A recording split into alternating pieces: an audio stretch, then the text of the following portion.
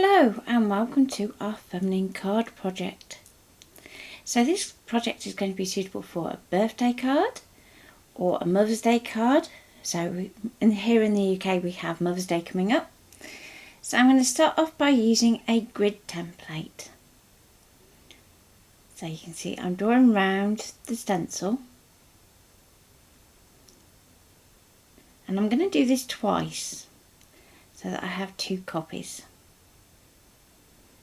So I'm using a technical pencil, so I'm going to get a really accurate trace line. Stopping by that tab and then drawing along the outside. We can then use a ruler just to join up those gaps. I'm using my T-square ruler, but just normal ruler will do.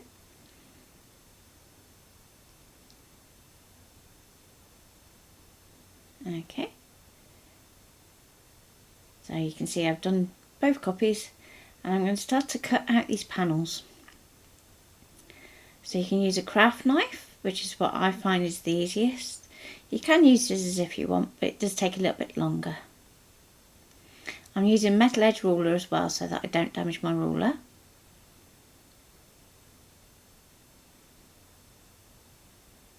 And just work your way around.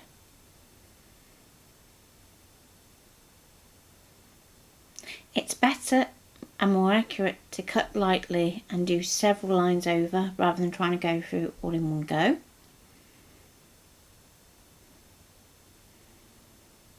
But if you do go slightly wrong, don't worry, because this is going to form the structure for your card rather than actually being seen.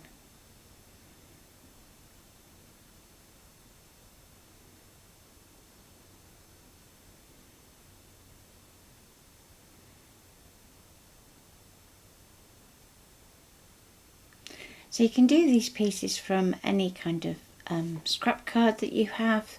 If you've done a jelly print that you're not happy with, and then you can see that we've cut out all the internal sections first, and then we're going to trim around the outside with some scissors so we're not putting any pressure onto those fine joints. You can see that in the corners it's not perfect, but it doesn't matter.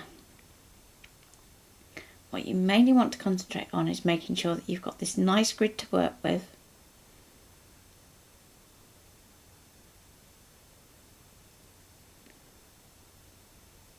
And then we can cut up the section of the middle.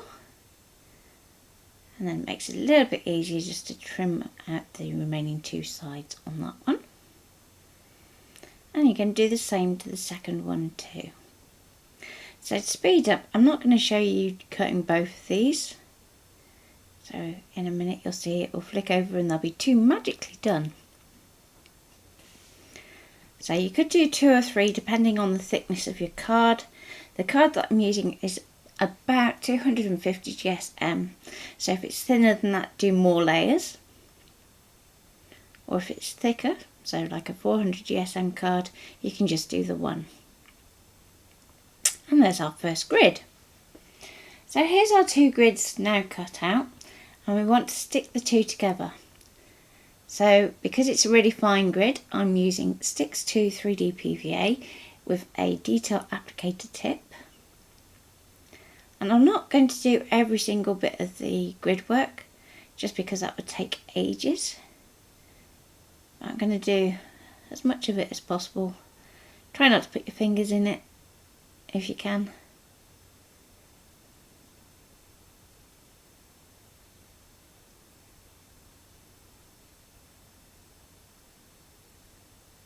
And then you can stick the 2 together.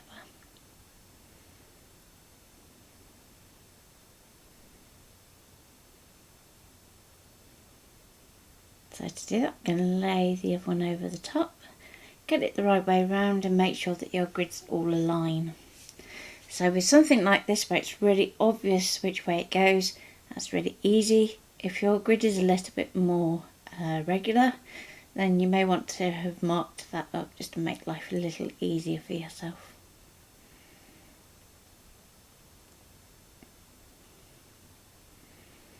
So as I said, this actually forms the structure for your card. So next we're going to actually apply that to some Rinea foil.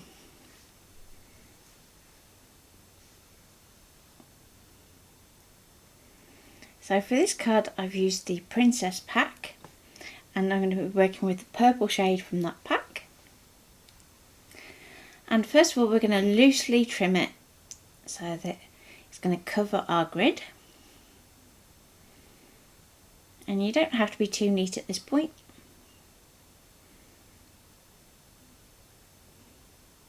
Okay. Then I'm going to run that through my die cutting machine so that I have a lovely embossed frame. So to do that I'm going to grab my plates, change it to the embossing sandwich so that I have the rubber foam piece, and that's going to then push the Rinea foil back through that structure so that we get a lovely embossed finish. So you want to make it so that your structure goes on first, then the Rinea foil, and be sure to line up your stars if you're using Starstruck like I am, and then place your embossing mat over the top of the foil.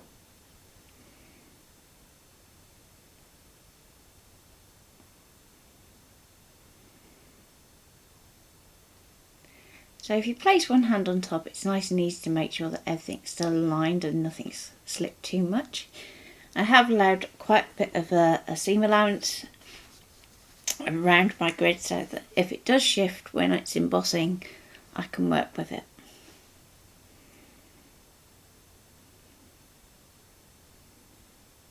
Okay, so once it's been through the machine, you can see it's pushed all that foil through our grid. Now as you're working with the grid throughout this project, you're going to find that some of that embossing is actually going to start to soften. So you can reinforce it by running it back through at a later stage, or by using an embossing tool. So I'm going to pop some glue straight into the tram lines of my grid. And at this point you want to try and keep any pressure on that centre panel to a minimum.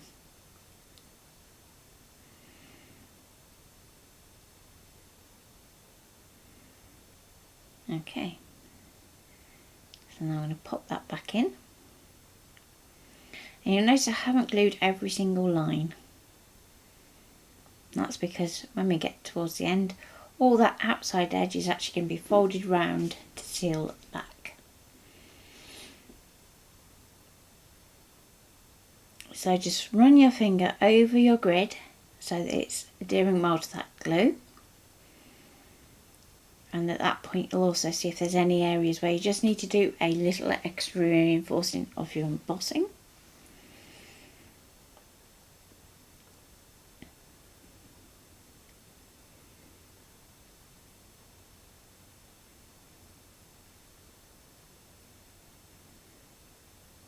Okay, now you want to allow that to dry, and then we're actually going to cut some sections out of it. So before we get too far, you want to start to plan your design. So whether you want to put the ART in the diagonal boxes as shown, or you may decide that actually you want to change it up a bit further on.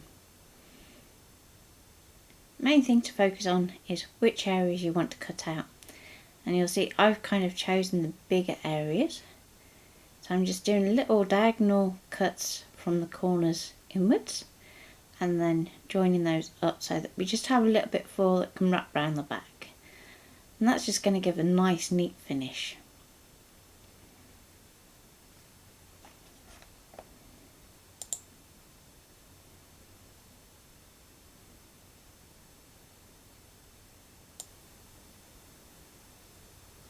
So next I'm getting some of the chocolate Baroque stamps out, and I'm just wanting to start planning my layout.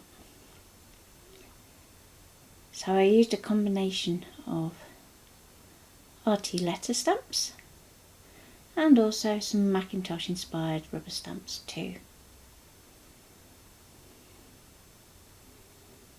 So I'm kind of thinking what would fit where.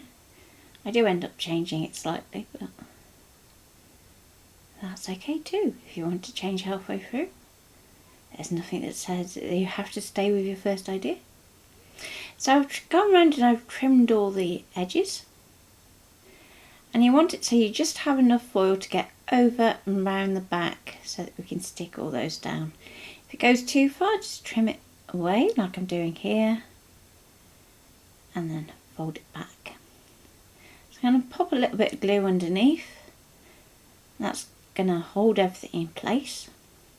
I'm going to do all those little in-between sections first, and then we can do the nice big long section. So I've mited off the corners with a pair of scissors. Then I'm going to use a bone folder, and I'm going to slowly wrap it round.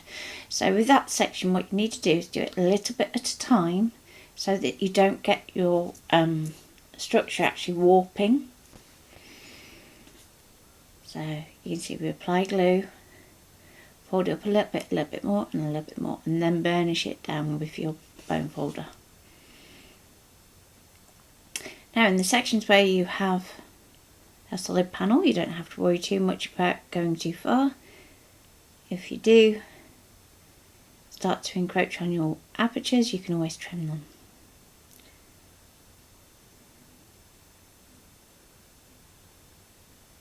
So I'm still using that same Sticks to 3D PVA glue with the detail applicator.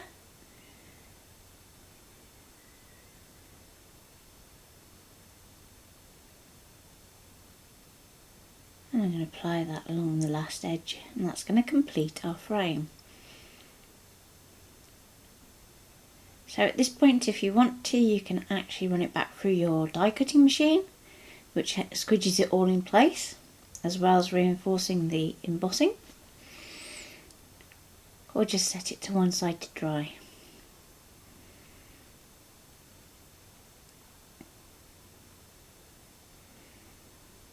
Okay, so now I'm going to move to the card and pop my stencil in place and work out which way round you need your stencil to do your layout.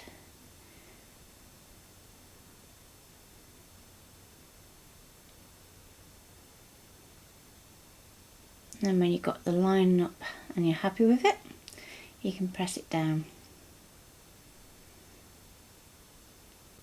It's worth taking your time at this stage to make sure that you get it level. And if you do accidentally knock it like I just did, just level it back up.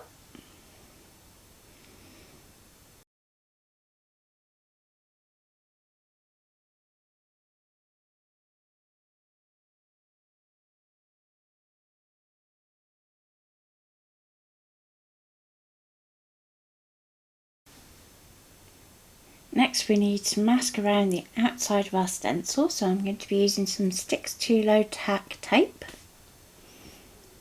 So this is much lower tack masking tape so that you don't risk pulling your card at all. And you're going to want to go around the outside edges of your stencil. Because we're going to be stamping through that stencil, we don't want to accidentally get it on the outside of the grid.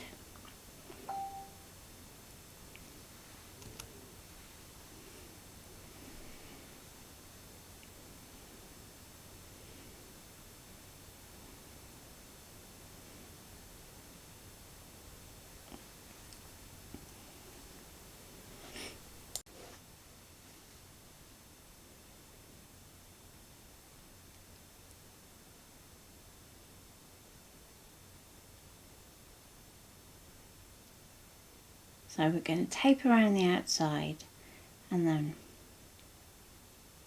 we can get on with the stamping.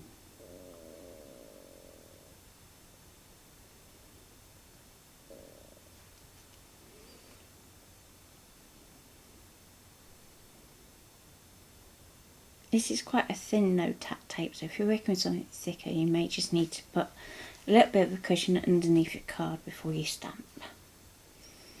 Something like a stamp pad will work fantastic.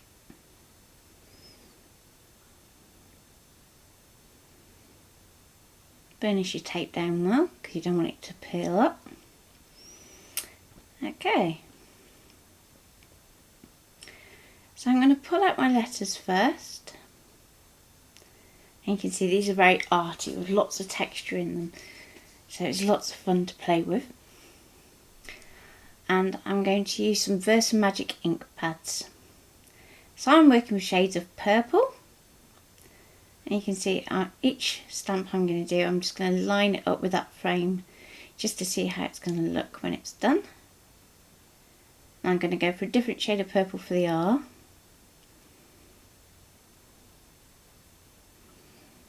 Okay, and don't worry if it misses bits like the tip of that R, because we can always come back with some watercolour. And I'm going to go for the T. Now originally I was going to put that in the bottom right, but I think that T just needed to go up the right way to make it work.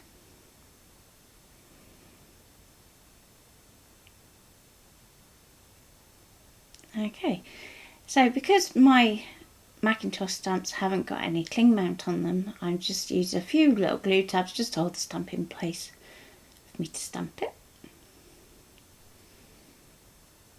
They'll easily clear off your stamping block with a little bit of alcohol. And again, don't worry if you miss a few bits just around those edges. We can always sort that out with a bit of watercolour. So I'm going to use some clean colour pens by Kuretake, and I'm blending them out with a Spectrum Noir sparkle pen. So what that means is we're going to get lovely sparkle, as well as being able to blend all that colour out.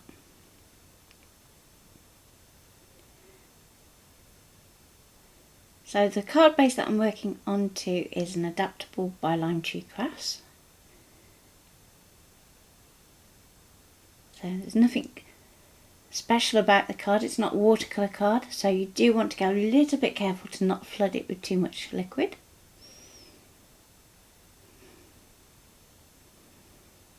But that's one of the reasons I quite like blending with this pen.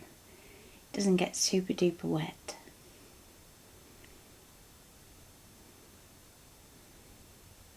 So I'm going to blend that colour around the flower.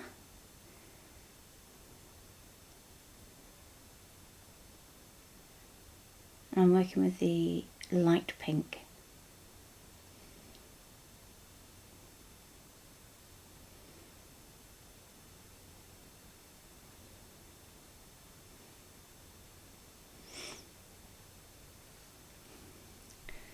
Okay, next I'm going to go to the dark pink. I'm going to use that for these little flower bud details. And then we have the lovely teal, which we can use for the leaves.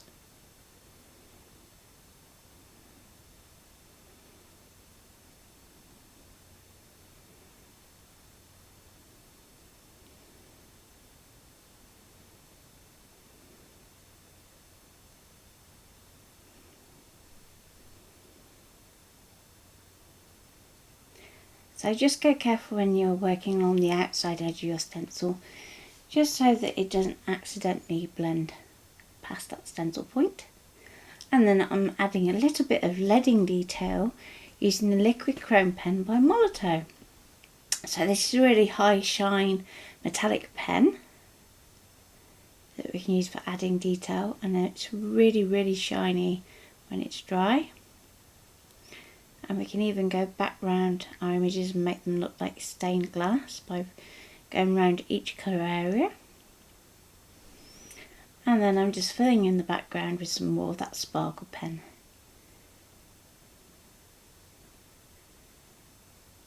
Okay, if you do accidentally catch some of the colour, don't worry, you can always tidy that up after. And I'm going to do the same effect to the letters with both shades of pink, so that we get a little bit of variation in the colour. You can also add a few more dots as well if you want to, so that you're bringing that colour in outside.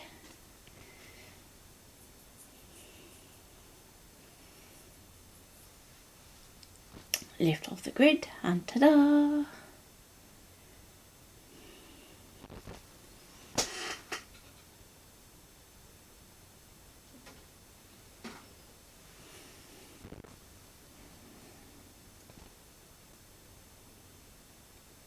Okay, so now we have two other colours from our princess pack. You have the silver and you have the pink. So my thought process was that I wanted to introduce these into the panels. So what I first of all did was put my stencil around the same way so that it was a little bit easier to work out where I was going. And I actually stood my card up off camera so that I could actually refer back to it as I was working.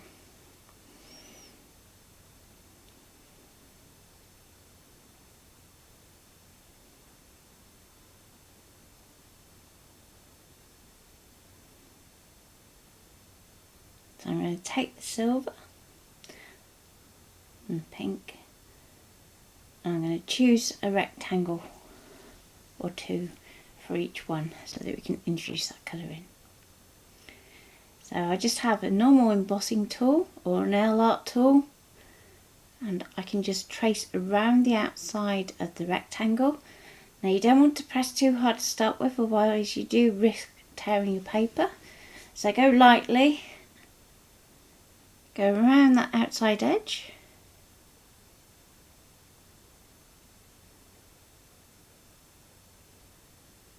And then you could go around a few times to really make that sink into that foiled card. If you go outside the lines, don't worry. And make sure that you're working with the back of the Rinea facing upwards at you. So all the elements that I do with this card are with the Starstruck. And I thought that gave it a really nice, pretty finish. So you can see that now we have our piece embossed. We can trim up to that embossed edge. And then we can pop that onto our card.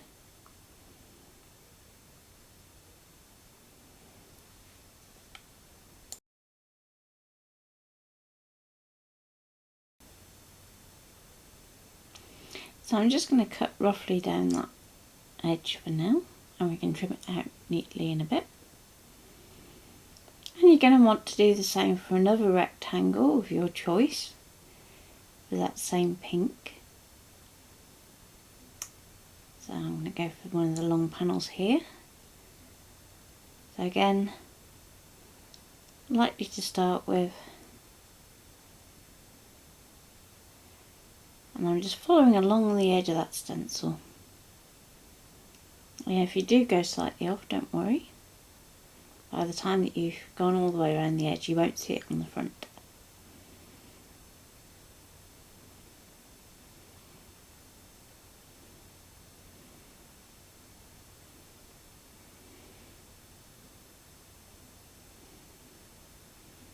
So you can see it gives a really neat, crisp finish.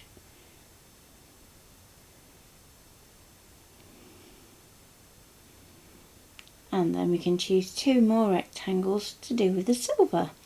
So again, you want to make sure that you've got it so the back of the Rinea is facing up towards you. And then pick which rectangle you want to do. Gently trace around the edge.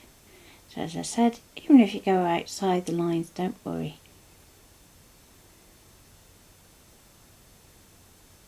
So this card you could do not just with a grid like this, you could do it with any other stencil that you might have. So if you have a nice floral stencil, you could pick out areas of it using the different coloured Rinea. Or you could stamp into the leaves and add some texture that way. So start to look at your stencils in a bit different way so that you can use them and make them go that little bit further. Stencils are one of the most versatile crafting tools that we have.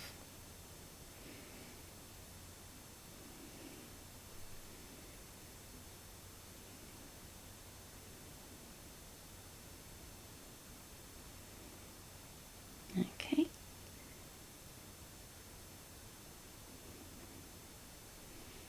One thing you do need to bear in mind also is the rotation of the stars to your grid.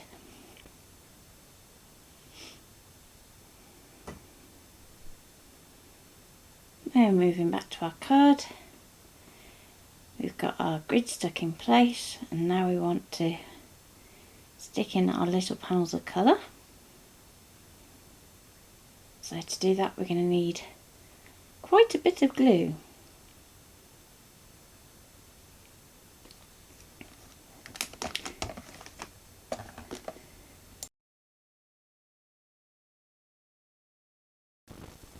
So once you've popped in quite a bit of the Stitch 2 3D PVA, you're going to want to place your rectangle top very carefully. Place a stamp mount or similar just to hold that piece into place when it's drying. Now if it's moving too much, that indicates that you haven't got quite enough glue, so you might want to pop a little bit more in. Okay, so I did end up using quite a bit in some really raised dots. So whereas here I'm going quite careful with the amount of glue that I'm using, we actually end up more or less doubling that amount by the time we finish.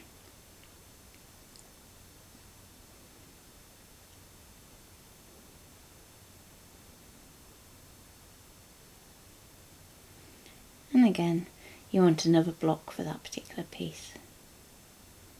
The heavier block, the easier it is to get it to stay put.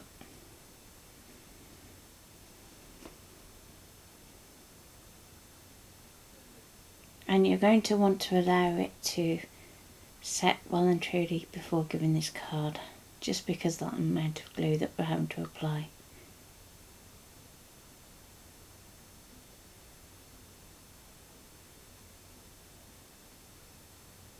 Make sure that you get your stars rotated the right way round.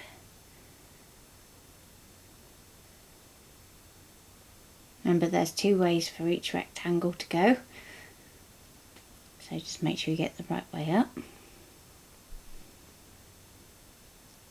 And then you can apply another stamp block onto that one. If you don't have any stamp blocks, you could use a CD case or a book instead. It's a little bit easier with something that is transparent, so you make sure that you don't move your rectangles. And then once it's set, we can score the card and it's ready to go. So thank you for joining us today for this project, and we'll be back next month with something else.